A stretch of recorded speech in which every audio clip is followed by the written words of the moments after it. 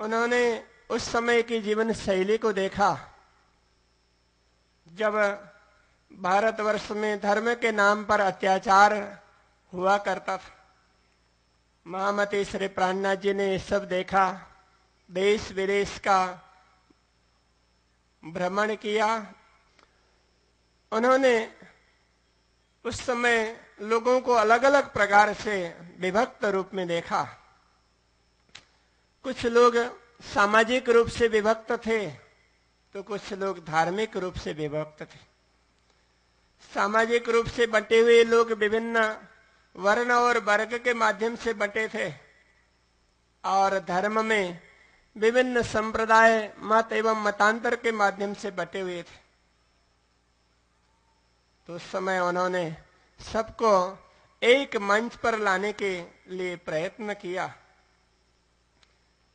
कि परमात्मा की सृष्टि में योग्यता के आधार पर वर्ण व्यवस्था बनाई गई है, जन्म के आधार पर नहीं।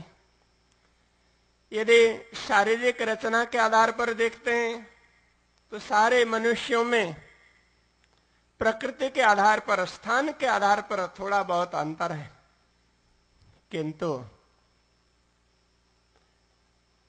अन्य कोई अंतर नहीं। इसी प्रकार चेतना की दृष्टि से देखते हैं तो सारी चेतनाएं एक ही हैं। आत्म सहोनी एक जदिशे, तो सब चेतनाएं एक ही प्रकार की है। इसलिए किसी भी प्रकार का भेदभाव रखने की कोई आवश्यकता नहीं है। सब जाते मिली एक ठौर, कोई न कहे धनी मेरा और। प्राणनाथ जी कहते हैं सभी जाति के लोग एक ही साथ बैठ सकते हैं। श्री कृष्ण प्रणामी धर्म की विशेषता है कि सब लोग एक साथ बैठकर भजन भी कर सकते हैं, तो एक साथ बैठकर भोजन भी कर सकते हैं।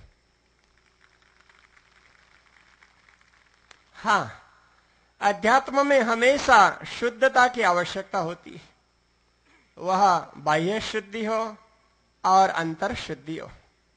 बाह्य शुद्धि में हम लोग जानते हैं खान पान वगैरह ये सब शुद्ध हो, सात्विक हो और परमात्मा को अर्पण कर सकें ऐसी वस्तुएं।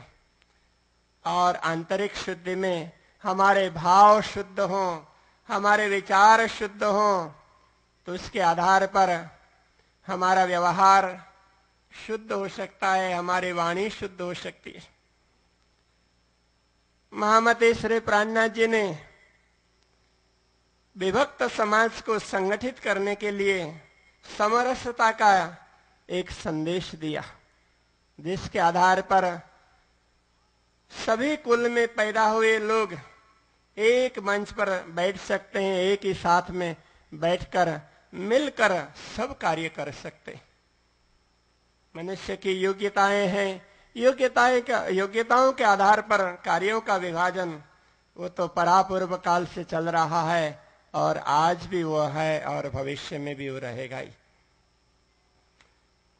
किंतु कोई व्यक्ति जन्म के आधार पर स्वयं को श्रेय और किसी को हे समझे तो ये उचित नहीं है। ये बात उन्होंने उस समय कही और पूरे देश के लोग एक भाषा के साथ जुड़े, इसके आधार पर उन्होंने 350 वर्ष पूर्व ये बात कही थी, हिंदुस्तान की भाषा हिंदी हो तो वह श्रेष्ठ रहेगी।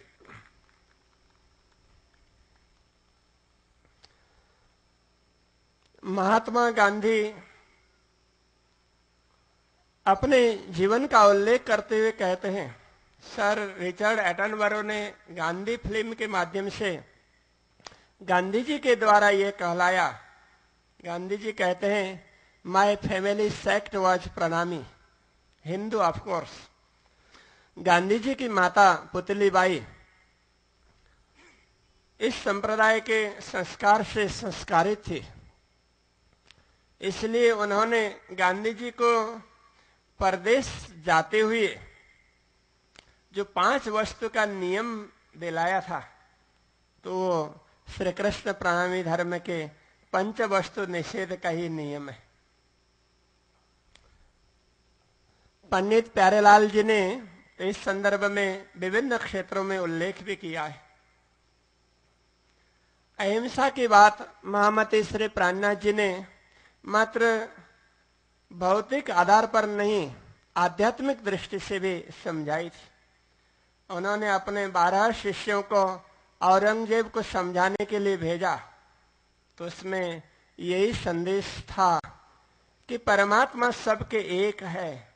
कोई उसको खुदा कहता है, अल्लाह कहता है, तो कोई ब्रह्म कहते हैं, परमात्मा कहते हैं। सबका मालिक एक ही है, सोई खुदा सोई ब्रह्म।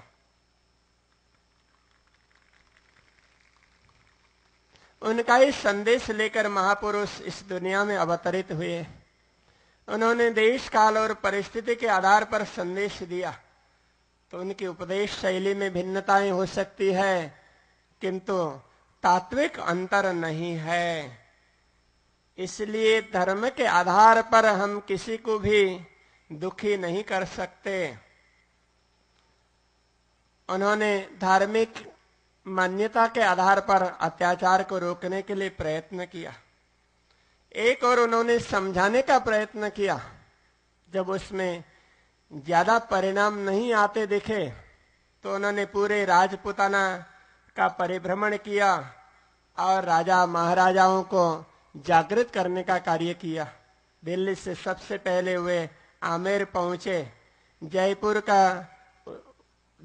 का उस समय अस्तित्व नहीं था, तो आमेर से सांगानेर, तो वहां से होते हुए वे उदयपुर तक पहुंचे और वहां के राणा वंश को समझाने के लिए प्रयत्न किया। फिर वहां से औरंगाबाद पहुंचे, तो हाड़ा वंश के भाव सिंह वहां के राजा थे। तो वे प्राणनाथ जी का संदेश स्वीकारने के लिए तैयार हुए, किंतु ज्यादा देर तक जीवित नहीं रह पाए। तो उसके बाद प्राणनाथ जी ने बुंदेलखंड की ओर प्रस्थान किया और महाराजा छत्रसाल को संदेश दिया। औरंगजेब के क्रूर शासन के समक्ष उसको खड़ा किया। छत्रसाल ने मुगल सेना के सामने 52 युद्ध किए और हमेशा वे विजयी रहे। तो एक बार औरंगजेब दक्षिण की ओर गए थे, तो उनके पुत्र ने अपनी सेना को बुंदेलखंड पर चढ़ाई करने के लिए भेजा।